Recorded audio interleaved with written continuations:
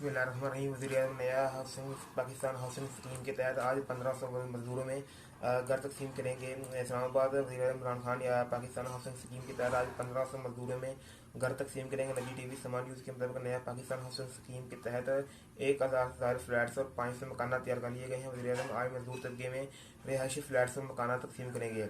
Workers welfare fund के तहत 3000 workers ने रजिस्ट्रेशन करवाई है। कुलंदाजी के जरिए 1500 वर्कर्स ने फ्लैट्स और घर तकसीम किए जाएंगे। वज़ीर-ए-आज़म इमरान खान आज मज़ीद 1500 फ्लैट्स का संग बुनियाद रखने वाले हैं।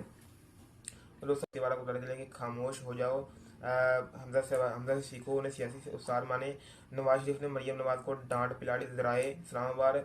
खामोश हो जाओ, हमजा से सीखो, उन्हें सियासी उस्ताद माने, मुखालफत पसंद नहीं है। नवाज शरीफ ने अपनी बेटी मरियम नवाज को डांटा है। ये दिलचस्प वाक़या उस वक्त रोनमा हुआ जब वीडियो लिंक में मजीद मरियम नवाज ने बतौर वज़ीर आला पंजाब चौधरी परवेज़ इलाही की हिमायत की और बुज़दार की खिलाफत।